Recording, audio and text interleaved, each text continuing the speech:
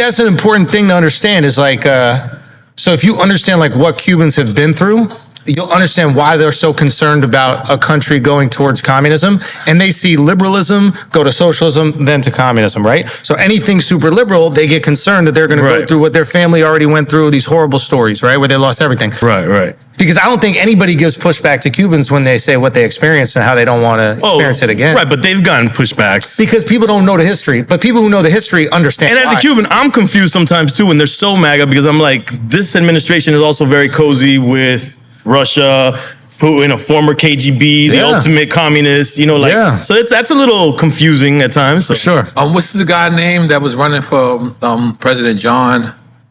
I think President John. No, John. What was the guy name? And I believe that particularly is when me and Daddy Yankee stopped speaking was because he had endorsed him. It was a Republican guy. Oh, John McCain. Yes. Oh, McCain. So you guys stopped talking over politics? I believe so. No. I believe so. Oh, when he publicly, at that time. We got to call him. Who, John McCain? No, Daddy Yankee, bro. Let's go get him on the phone now. What is that? Call hell. Get John McCain on the phone. I mean, heaven. Excuse me, my bad. What the fuck? I didn't mean to say that. No, we got to call. Yeah. Man. Yeah, but that's where I pinpointed. Wait, so you guys caught beef over that? I publicly denounced him for publicly. You were against McCain? Of course I was. And he was for McCain? Oh, yeah. And I believe McCain was against Obama, or was Obama and McCain ran against each other, but they had like a really very like cordial, very cordial. They had respect. But this was like in the beginning. And then Trump shitted all over McCain after death, which is wild to me. McCain said he didn't even want to come to he didn't want him at his funeral.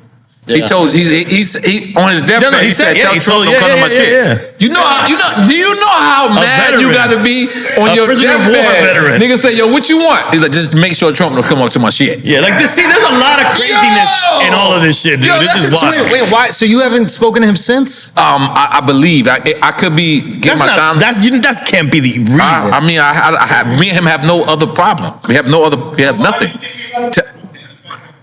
We haven't spoken 17 years. I believe that. I believe that kind of says it's something. He didn't want to talk to me on that flight. I don't have no text. I think knowing that I was your friend. Huh? On the flight to LA, I told you he was right next to me and he didn't say a word to me. Oh yeah. Okay. See. I don't like this.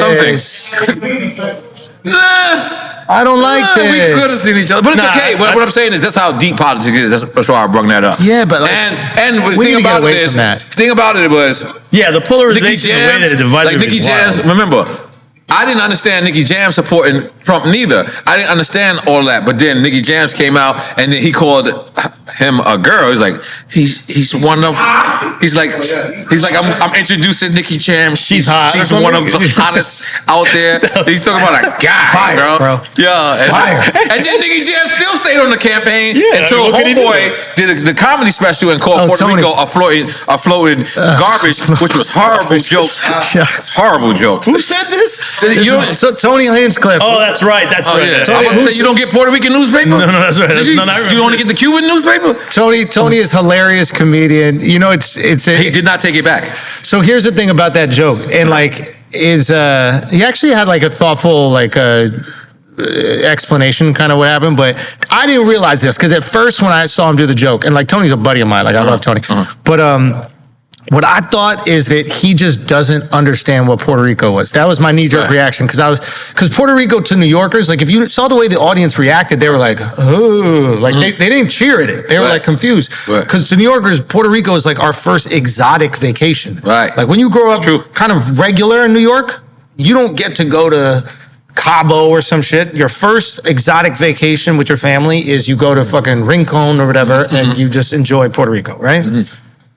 So I was like, okay, maybe he doesn't know how we feel about Puerto Rico. And then, or that it's even a U.S. territory, that they're U.S. citizens. Exactly. So he goes, and then I was either talking to him or watching him say something about it. He goes, dude, actually it had nothing to do with that. It's an old bit. Do you remember when there was a floating pile of garbage in the Atlantic? Yeah. Oh, I don't. Yeah, with the way the shit was moving, it was combining it. It was like miles wide. Yeah. So it was a play off of that. Oh. But because that was a story 3 years ago, we didn't really make the connection. You know what I mean? So it wasn't really... I mean, I understood that connection. I just thought it was in poor taste for that. You're smarter than the rest of us. But I guess the idea was, it wasn't just, hey, this is funny because I'm calling something garbage.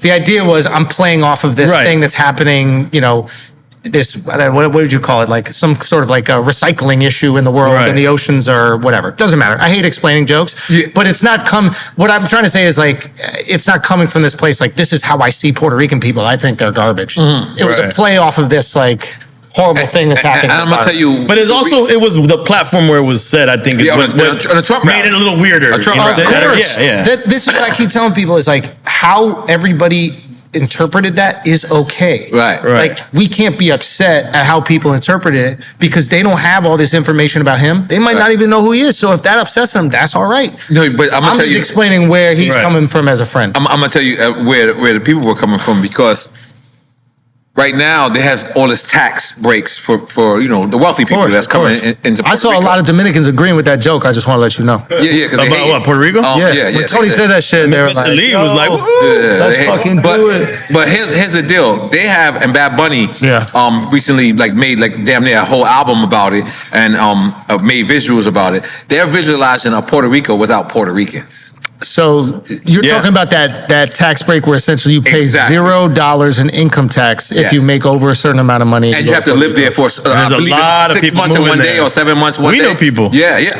The idea is to like bring people into the, what is it called? Territory? What do you call it? Territory. To bring people into the territory that have a lot of money, and hopefully they'll inject money into the local economies. That is the idea. But it's also could be gentrification, because now you're bringing these people with money. They can move people out. They can make it their own. So I Those get are your friends too? Yeah, no. I first of all, I get why people do the same shit in Florida. By the way. Okay, I'm out here. Like, you know how much taxes cost in New York, and then you moved here, and you're like, whoa, I could save a lot of money. So much better. Exactly. So Puerto Rico is the Florida for Floridians. No, it's even better because I don't believe there's no federal tax in Puerto Rico. I believe it's not. Do you get what I'm saying? Like, in Florida, it's still federal tax. Of course. What I'm just saying is like, so in New York, let's say you're making a lot of money, you spend in 50% in tax, and then you got to spend 5% in city tax. Yep, and then property tax if you own. So you're at 50% at least, or maybe a little over. You come down to Florida, you save 13%, right? So let's just do raw numbers. If you're a rich dude, you're making $10 million a year. You're saving $1.3 million cash a year just living in Florida. Right. So I got that. So that's why a lot of people move to Florida. Now, we're gonna edit this part out. You stay where y'all at. Yeah, they do the same shit. We should just put another state. Yeah, but another Texas. State. When you move to Minnesota, they do it in Texas too. And then there are people that go, okay, I can save 13% here, but wait a minute, I could save another 40% on top of that if I move to Puerto Rico and I just got to stay there for 6 months, and I travel every weekend. That's not even really moving there. That's so. I guess I'm hesitant to criticize everybody that goes to Puerto Rico to do it, because I know a lot of people that move to Florida to do that exact same thing, and Texas to do the exact same thing. So you're just doing it to different levels. Now, it does suck if they're pushing people out of certain areas. Yeah, that's the part. You can't criticize who's That's doing the part it, that made that Puerto Rican joke not funny. It's because that was something that I didn't realize that they were going through. And then Bad Bunny and then Nicky Jams came up and was like, I'm not taking back my support of Trump because of that joke. And then the people was telling them like, yo, look, how many people like this? Like I remember Queensbridge. I remember at one point, this is when Trump wasn't president. Trump was just the real estate tycoon, and letters was under these people's doors. And they was giving everybody like $10,000 to move out. Because they wanted to turn Queensbridge into the first Manhattan development company. Queensbridge is fucking a golden mine. It's right across the street. It's right across the street. And I remember like people like, that was like the first sign of gentrification ever hitting New York City. Yeah. And I remember people like, certain people were happy. They were like, I got $10,000. And certain people had nowhere else to go. So it's a totally different thing. What's tricky about the gentrification thing also is like, there's a lot of people that are minorities or whatever that ethnic group is that like have lived in that area forever, right? Like, and they bought their homes there. Oh, so they're making And those people are actually really making a lot of money because of gentrification. So there's this one argument where you go like, it's really fucked up that this other group is moving in and causing prices to go up and moving these people out of the community that they built. There's another part where it's like those people that made that investment in that area are now getting reward off their They're getting cashed out. They're cashing out. Low key, it's like white people get to do that all the time. They get to buy real estate somewhere and then they get to sell it, and nobody goes, how dare you sell out the community? Everybody goes, oh, you're a smart real estate developer. But the second a black person does it or a Latino person does it, they're like, how dare you sell out your community? It's like, real. He's just trying to make... Like, but most minorities don't own in their community. That's the problem. That's where the problem is. That's not entirely true. I think the percentage would probably... I don't know this, but I'm sure it'll show us that it's lopsided. No. I get what you are saying, but there are definitely ones that do. And like, there's part of me that like goes, man, I don't knock that person that has an opportunity to make life-changing money of selling their brownstone, and like, they could take on crazy debt to put their 3 kids through school, or they could make billions of dollars selling their brownstones to some fucking white family from the city. And now their kids don't got to worry about college. Like, this shit is a little bit more complicated. It's mad. Like, you know what it is? Sorry, political, because I'm going to switch back to the interview, but it's an example, a perfect example that's just happened right now. It's Flo Rida just bought a whole goddamn fucking block. A whole fucking him block. Him and Freezy, right? Was it him and Freezy? Who did it with him? I didn't know if he had a partner. He has a partner, my bad, Freezy. What's his name? I think it was Freezy, right? But Flo Rida just bought a whole fucking thing, right?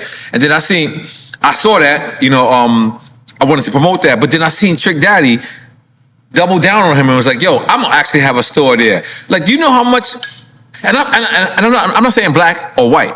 I'm saying hip hop. I'm saying the people who understand that we want our community to be better. Yeah. The more things like that happen, the more this shit is. It's the education, man. We haven't gotten the financial education to make those moves, and that's really where we fall short. That's like, I think the illusion is that white people got that financial education too. Like, I'm financially illiterate. My parents were financially illiterate. Wow. They were fortunate enough that they made money. Like, my parents had a dance studio. They were teaching dance lessons, and then dance lessons were popular, so they were able to make money. And like Manhattan, yeah. And but like, the illusion is that I think that there's like, the majority of us know what the fuck is going on. We don't. And I think that's where the resentment comes from, is like, you see these people that understand the stock market and they understand investing, they understand real estate, and they seem to get richer and richer and richer. And I'm going to use us, like, obviously we're doing well, but like people that grew up similarly to us, we grew up at different levels, but still without like this, maybe you're financially literate, I don't know, but like I didn't grow up learning about none of that shit. So the rest of us are kind of like, hold on. How are they making 30% on the stock market? I don't even really understand stocks. No, we grew up scared to invest anything to anything. Because I heard the market's going to crash. I'm going to lose everything. I'm going to invest money into this thing that's called a stock that I don't know and I can't grab it and I hold it. So of course I'm going to buy something stupid that looks like I could use, a watch, a car, whatever. Jordans, right? Exactly, because in my brain I'm like, well, at least I can hold it and it has value and I can see it. So I think that, like, to your point, that financial education, getting as many people that grew up without that education, which is really passed down from your family, it's not at school, but getting people invested into the market, or at least understanding what the market is, so that they're not so intimidated, then they'll feel connected to the success of America. Right now, it feels like there's a few people that make a lot of money in America, and everybody else kind of just like hopes to get lucky.